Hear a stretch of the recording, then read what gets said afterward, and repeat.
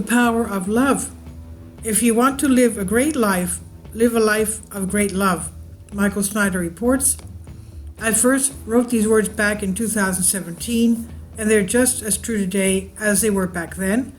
We exist in a love-starved society, and that's one of the reasons why so many people feel down and depressed all the time.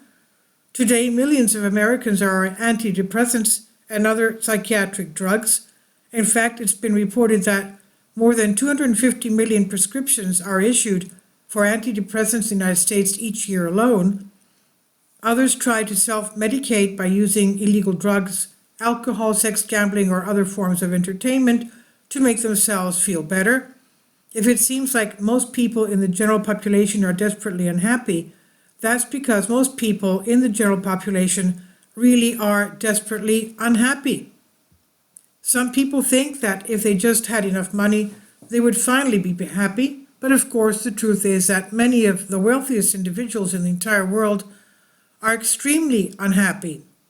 And I myself have met quite a few of them. Jesus was missing from their lives. But anyway, going back to this, ultimately, success in life is not about how much stuff you are able to accumulate before you die. Rather, it's about how much you are able to love.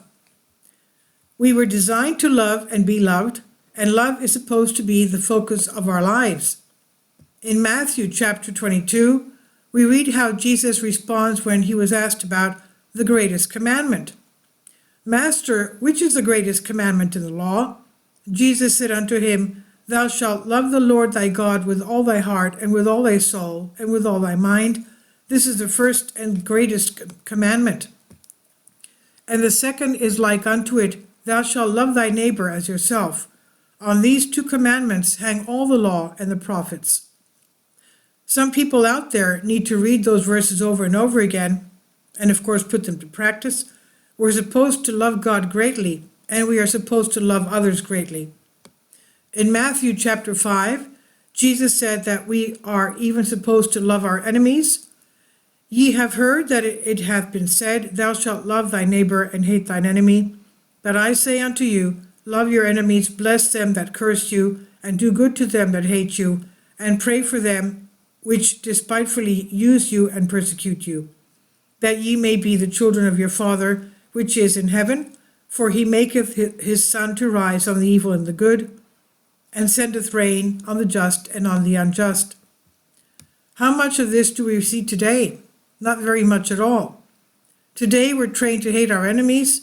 Our society has never been more divided than it is at this moment.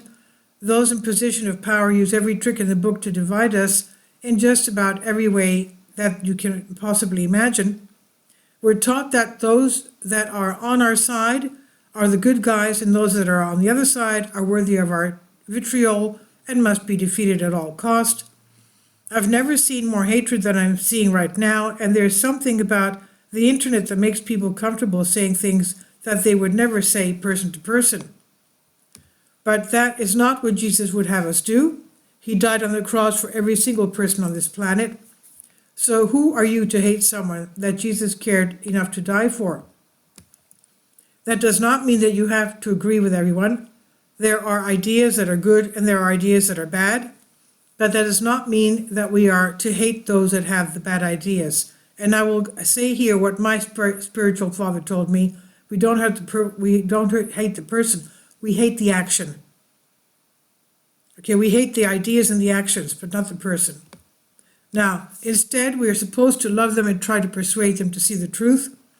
Loving others also does not mean that you agree with all of the harmful things that they are doing to themselves or others. In fact, part of loving others is getting them to see that they should stop harming themselves and others.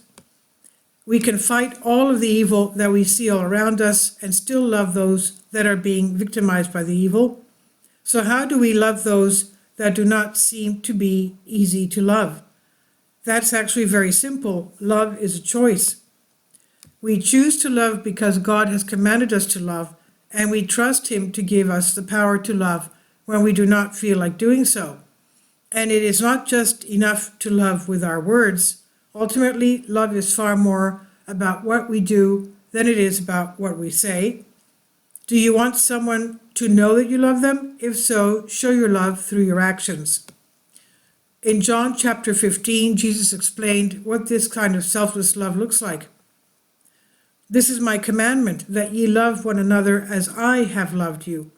Greater love hath no man than this, that a man lay down his life for his friends.